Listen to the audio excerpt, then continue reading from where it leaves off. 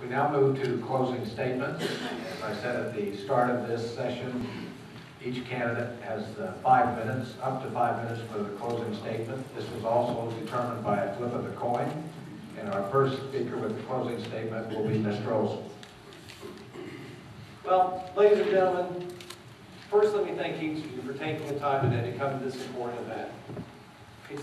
It's an important event and it's critical to our political process. And again, I commend you for taking the time to be here. During the course of this debate, and I hope I've made it plain, in a respectful manner, why I believe Nick Lampson has contributed to many of the serious problems facing America today, and why we simply cannot afford to have him as our congressman for another 2 years. At a time of economic crisis, we cannot afford more failed leadership and more broken promises.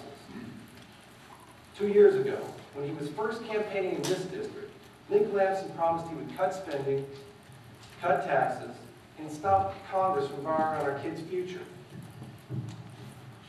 He failed on all 3 fronts. Nick promised he would cut pork barrel spending, the practice of tacking on individual pet projects on legislation. But he didn't. That's failed leadership. He promised he would cut taxes, but then he voted to raise them instead. That's $4,000 per taxpayer in this district.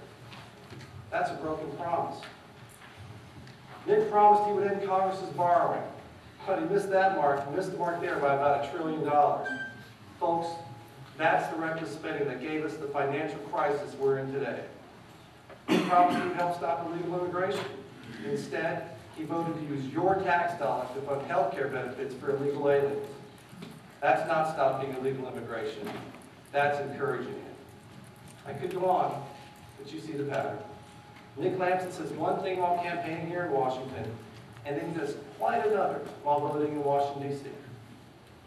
Failed leadership and broken promises. I think we deserve better. I think it's time for public servants who understand that the word public does not describe an unlimited funding source. I think it's time for public servants who never forget the sacred trust American families are placing upon them. I think it's time we had a congressman in the 22nd District who understands our people and our values. If elected, I vow I will be different because I will be guided by firm principles, your principles. I will be voting with future generations in mind, not future elections. We face a critical choice in this election, but I believe my real-life experience has prepared me to help lead in a better direction.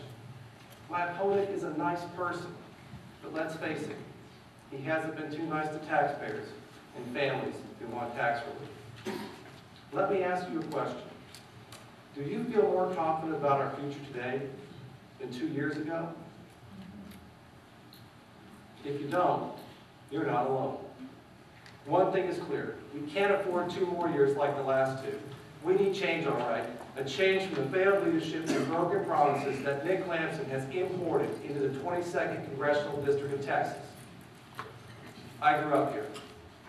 I went to school here. I know who I am, and I know what I stand for. And I'm ready to fight for you, the forgotten taxpayers, the overburdened families, the small business owners who want a better future for yourselves and your children.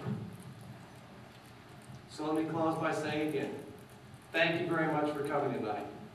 May God bless all of you. My name is Pete Olson, and I'm asking for your vote.